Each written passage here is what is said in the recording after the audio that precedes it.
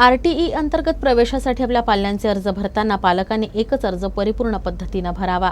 चुकीचे किंवा अनेक अर्ज भरल्यास ऑनलाईन सोडतीसाठी ते विचारात घेतले जाणार नाही, अशी सूचना राज्याच्या शिक्षण विभागाने पालकांना दिली आहे।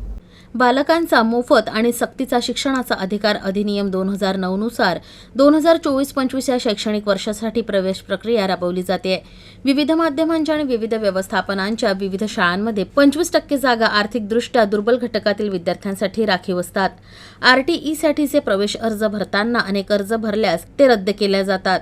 ज्या बालकांनी यापूर्वी 25% राखीव जागांवर प्रवेश घेतला असेल अशा बालकांचे पुन्हा अर्ज करता येणार नाही।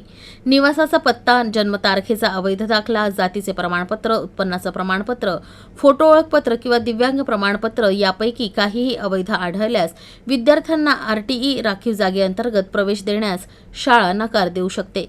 अनुदानित शाळा, शासकीय शाळा, स्थानिक स्वराज्य संस्था तसंच स्वयंअर्थसहाय्यित शाळा असं प्रवेशासाठीचा प्राधान्यक्रम असणार आहे। मात्र पालक त्यांच्या प्राधान्यक्रमाने शाळेचा पर्याय निवडू शकतात। मनपा, नगरपालिका, नगरपरिषद, नगरपंचायत, कंटोन्मेंट बोर्ड, जिल्हा परिषद, स्वयंअर्थसहाय्यित मनपा शाळा, जिल्हा परिषद खासगी अनुदानित शाळा आणि स्वयंअर्थसहाय्यित शाळा इथं 25% राखीव जागांवर विद्यार्थ्यांना प्रवेश दिला जातो। RTE कायद्यानुसार 25% प्रवेशासाठी अल्पसंख्याक शाळांना वगळण्यात आलं आहे। जिल्हा परिषदेच्या शिक्षणाधिकाऱ्यांनी या संदर्भात माहिती दिली। सर्वांना नमस्कार। यावर्षी 2024-25 ची RTE प्रवेश प्रक्रिया ही म्हणजे अद्याप चालू झालेली नाही आहे। यावर्षी आपण जवळपास 2100 शाळांचं रजिस्ट्रेशन पूर्ण केलेलं आहे।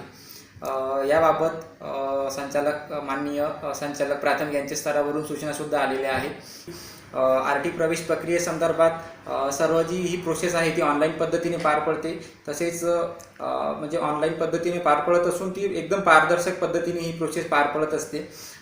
तर याबाबत कोणीही बाहेरील यंत्रणेने जर आपल्याला RTE प्रवेश प्रक्रिया मिळवून देण्यासंदर्भात काही आपल्याला म्हणजे अप्रोच केलं किंवा भूलथापांना या कोणीही बळी पडू नये आणि काही याच्यात अडचणी जर असतील तर आपण सर्वांनी शिक्षणाधिकारी प्राथमिक कार्यालय, जिल्हा परिषद अमरावती येथे संपर्क साधावा आणि जे आपल्या अडचणी असतील तर त्या आम्ही आमच्या स्तरावर सॉल्व्ह करू।